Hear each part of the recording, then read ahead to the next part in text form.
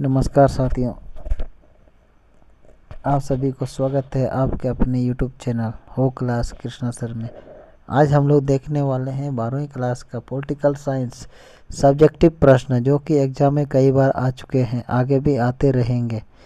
तो बिना किसी देरी के हम लोग शुरू करते हैं वीडियो को। तो आप लोग वीडियो को लास्ट तक देखें और कमेंट ज़रूर कीजिएगा, ठीक है। और लाइक शेयर सब्सक्राइब करने ना भूलें और अपने दोस्तों को भी शेयर कीजिएगा। चलिए शुरू करते हैं। पहला प्रश्न, विदेश नीति से आप क्या समझते हैं? उत्तर है हमारा, जब एक देश विभिन्न देशों, अंतर्राष्ट्रीय संगठनों, अंतर्राष्ट्रीय गतिविधियों तथा आंदोलनों व अंतर्राष्ट्रीय समस्याओं के प्रति जिन नीतियों को अपनाता है, उन नीतियों के सामूहिक रूप से विदेश नीति कहा जाता है। दूसरा प्रश्न, पंचशील समझौता क्या था? ध्यान से आप लोग समझेंगे। उत्तर है हमारा, भारत के प्रथम प्रधानमंत्री पंडित जवाहरलाल नेहरू ने चीन से अच्छे संबंध बनाने की पहल की, यानी कि चीन से अच्छे संबंध बनाने का उन्होंने सोचा। 1949 में चीनी क्रांति के बाद चीन की कम्युनिस्ट सरकार को मान्यता देने वाला पहले देशों में से एक था। 29 अप्रैल 1954 को भारत के प्रधानमंत्री पंडित जवाहरलाल नेहरू तथा चीन के प्रमुख चाओ एन लाई के बीच 5 बातों पर द्विपक्षीय समझौता हुआ, यानी दोनों पक्ष में समझौता। पहला बिंदु क्या है देखेंगे हम लोग। पहला बिंदु हमारा है एक दूसरे के विरुद्ध आक्रमण ना करना, यानी एक दूसरे के विरुद्ध कोई भी हमला नहीं करेगा। दूसरा पॉइंट बनाया गया है एक दूसरे के आंतरिक मामलों में हस्तक्षेप ना करना, यानी कि एक दूसरे का जो भी अपना देश के अंदर काम चल रहा है उसमें कोई हस्तक्षेप या कोई बाधाएं न पहुंचाना। तीसरा नंबर, एक दूसरे की क्षेत्रीय अखंडता का आधार करना, यानी एक दूसरे का क्षेत्रीय जो अखंडता है जो बना है उसे आधार करना, फिर इज्जत करना बोल सकते हैं हम लोग।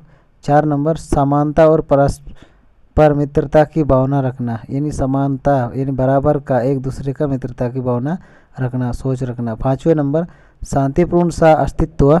इस समझौता मैंने शांतिपूर्ण अस्तित्व, और इस समझौता को पंचशील समझौता का नाम से भी जाना जाता है। ये सब जाना जाता है।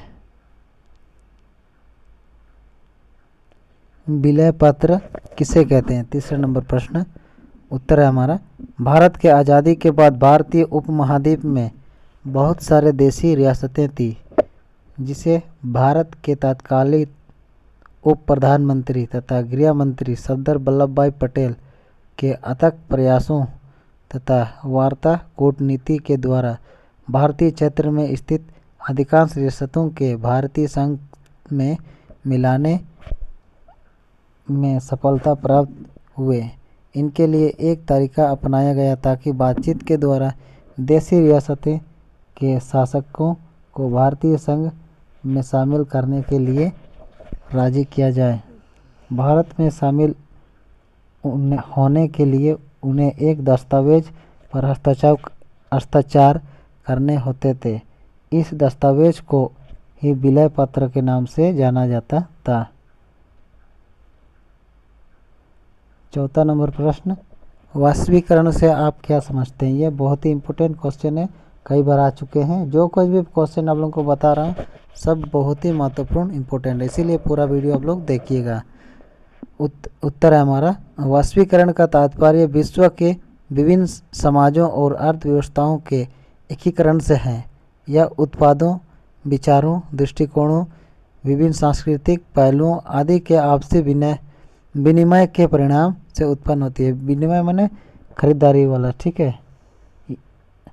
तो आज का और अगला प्रश्न है 5वां नंबर प्रश्न, ताशकंद समझौता कब और किसके बीच हुई थी? यह ताश माने आप लोग कोई जुआ खेलने वाला ताश ना समझे।